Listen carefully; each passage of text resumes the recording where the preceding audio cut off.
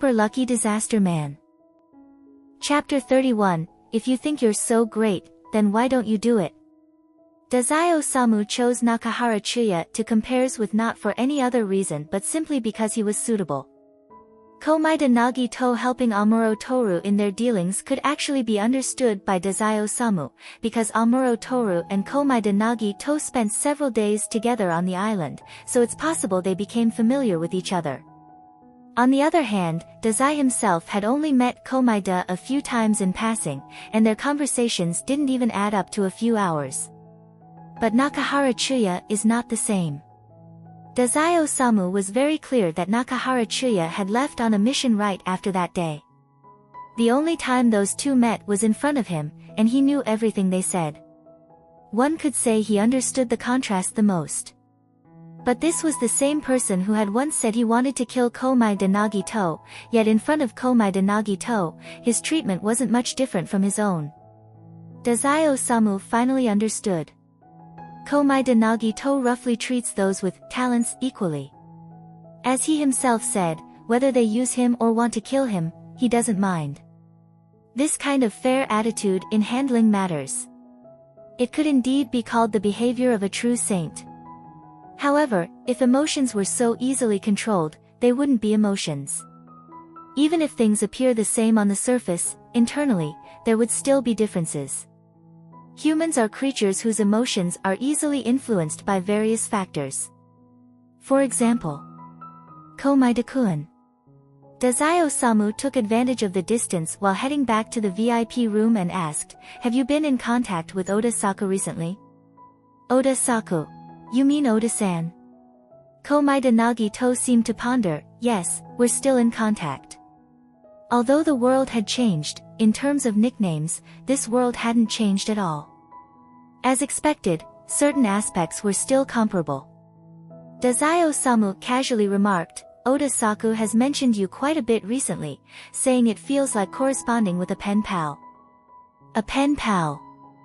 Dazai Osamu watches as Komaeda Nagito thought for a few seconds, hesitated a bit, but didn't object to the relationship. It really does feel like it. If Oda-san also thought this way, then if I called myself his pen pal then it wouldn't be considered too thick-skinned. Dazai Osamu.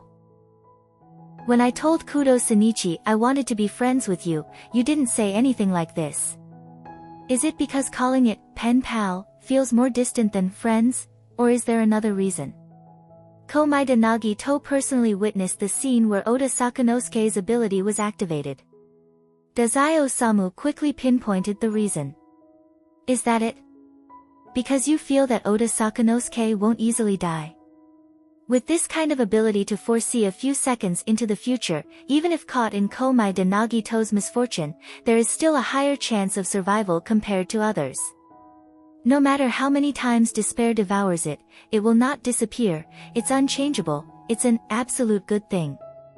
Oda Saku's ability, in fact, perfectly aligns with Komaeda Nagito's standards of hope. Dazai Osamu had actually already realized before that the initial reason Komaeda Nagito pursued hope was very likely due to his luck. Because of luck, Komaeda Nagito constantly loses, only to keep gaining again. The more he values something, the more likely he will lose it, and in the end, Komaeda Nagito is left with nothing at all.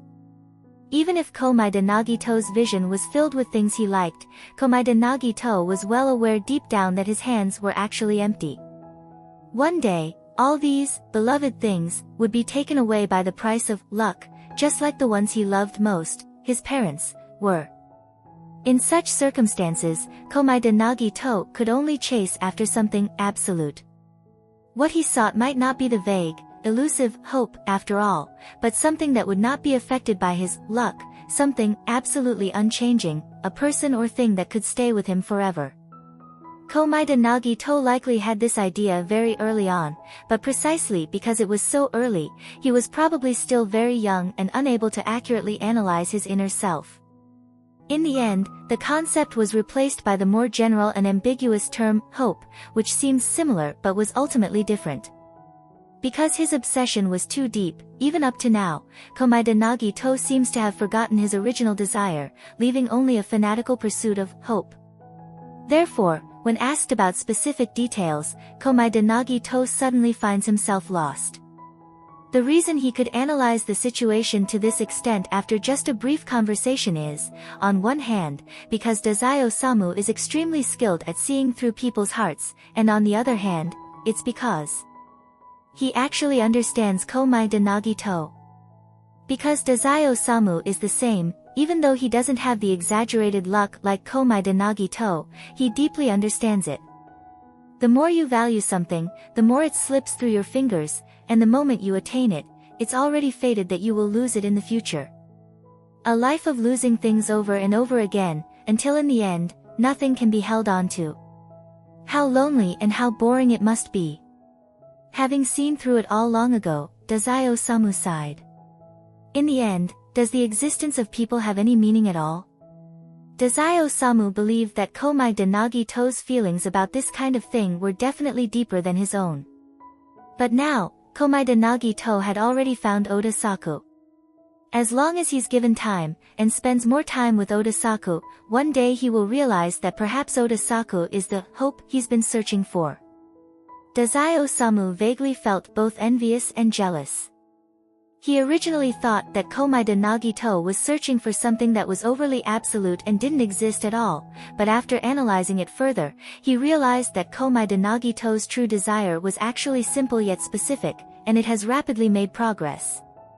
Then what about him? What he wants to find is something that can support the meaning of his survival. Will he find it one day? The VIP room, where Mori Ogai had been waiting for a long time, finally welcomed Dazai-Osamu returning with Komaeda Nagito. During this waiting period, because the Yodo old man across from them wanted to see Komaeda Nagito's information, he had specifically called the head of the insurance department to come and provide an explanation. During the explanation, it seemed that he got angry over the financial report, and the old man began scolding him in front of everyone, ordering the person in charge to give an explanation. The chairman of Tei Corporation was always this capricious. Sometimes, he didn't care about the company's image at all. Everyone was used to it, and no one even stepped forward to stop him.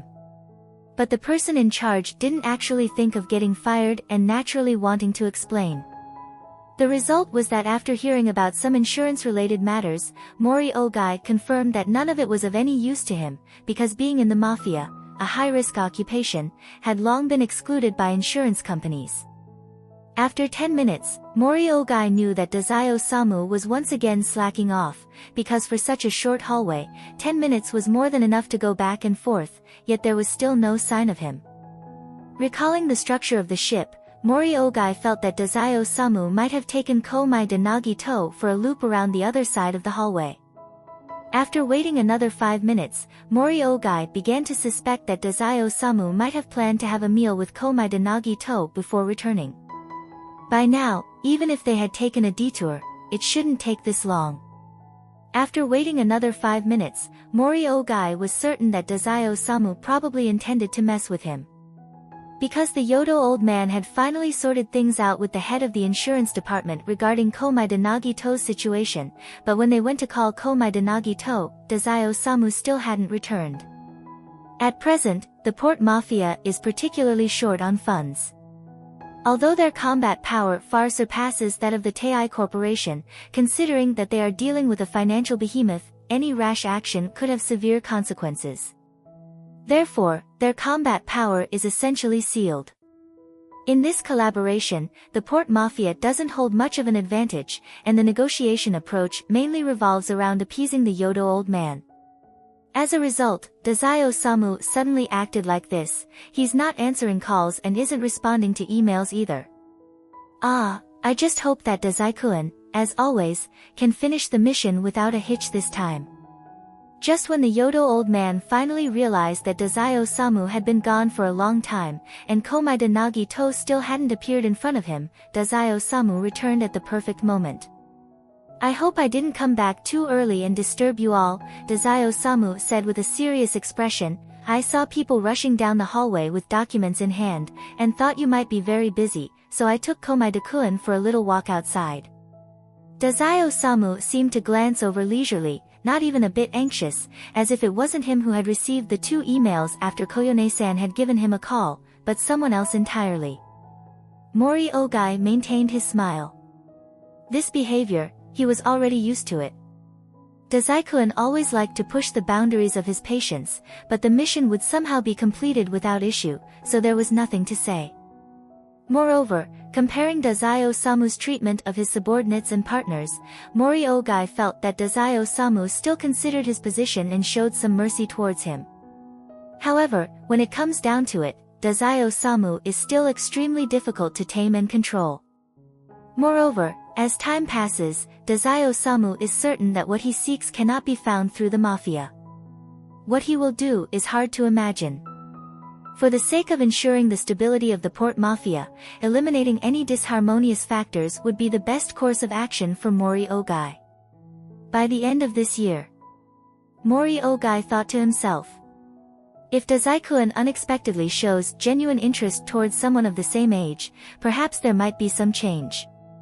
He would continue to observe until the end of the year. Ultimately, losing Dazai Osamu was indeed a great loss for the port mafia, but if by the end of the year Dazai Osamu is still like this, he would have no choice but to take the next step. I hope it won't come to something so regretful on this path. It can only be said that Dazai Osamu had already seen through the Yodo old man's personality. He casually said a few more words, calming down this eccentric old man, easily passing through why he had stalled for so long. The deputy leader and several men in sunglasses standing nearby witnessed this scene, and even behind their sunglasses, one could feel their expressions were indescribable. This kind of appearance was just like a mediocre student looking up at a top student, wondering why the top student, who sleeps during class, plays games at home, and doesn't do homework, still has better grades than them.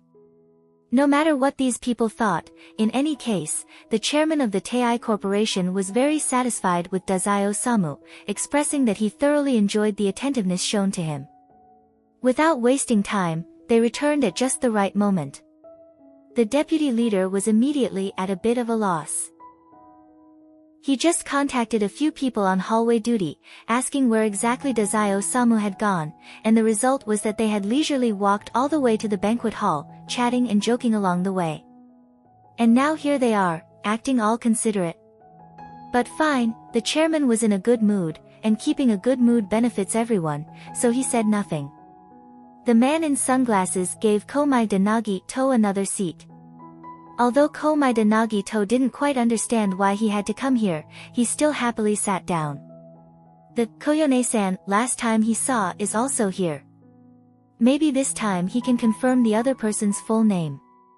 And there's also Dazai-kun's boss. He must be an incredible person, otherwise, Dazai-kun wouldn't have been able to work at the port mafia for so long. But as for the chairman of the Tei Corporation, Komai de Nagi-to, based on the information he had learned before, feel pretty indifferent toward him. Some of the old man's ideas just don't align with his. Komai de Nagi-to, is that right? The Yodo old man looked up and down at Komai de Nagi-to with his cloudy eyes. I presumed you know who this old man is. Chairman Yodo. Komai de Nagi-to calmly responded, completely unlike how an ordinary person of his age would react in such a situation. He, if you already know, this old man won't say much more. The Yodo old man let out an eerie laugh. Why are you interested in boarding this old man's ship of hope? I gathered some information online and gained some insight into the Tei Corporation's underground activities. Komai de Nagi-to sighed. I want to find a place full of despair, to witness the moment hope blooms. I had a feeling that your side might meet my requirements, so I found a way to come aboard. But this ship, it really disappoints me. The atmosphere suddenly froze. The deputy leader and the men in sunglasses around him had drastic changes in their expressions, some even thought of rushing over to shut Komai de Nagi-to's mouth. Shut up, ah! Do you know how many brain cells we've burned and how many meetings we've held just because the chairman said, plan an event that will make people's blood and flesh boil? Do you know how hard we worked to come up with the idea, placing an order with the factory for custom sensor tags and troubleshooting the endless mechanical data problems when they failed to tally with the tables? Do you know that during the first event, when the factory made a mistake and didn't meet the deadline, we had to hide people under the tables, and the staff had to manually count every tag? What do you know? You don't know anything. Right now, this guy standing here running his mouth without a care, even dares to mock them in front of everyone, belittling all their hard work. That one sentence alone could make the chairman feel embarrassed, and then he'd turn around and severely punish them. Is there anyone in this world besides Chairman Yodo who can torture them like this demon? This life is unbearable. Although noticing the uncomfortable expressions from the Tei Corporation people, Komaeda Nagito still insisted on continuing, his expression faintly showing a bit of disdain and annoyance. Completely different from what I imagined. If it were a game, its fun factor would be pretty average. If the goal is to examine true human nature, then the despair factor isn't overwhelming enough, and the cost isn't direct enough, making their struggles seem far too light and superficial. Overall, it's a plan that doesn't please either side. The veins on the deputy leader's forehead were bulging. To criticize a plan that combined the wisdom of so many people as worthless. At this moment, he really wanted to shout, "If you think you're so great, then why don't you do it?" Fortunately, Komaeda Nagito soon lowered his voice a bit, and in the end, didn't manage to offend everyone completely, but since you can't make life the wager, only being able to do it at this level is unavoidable.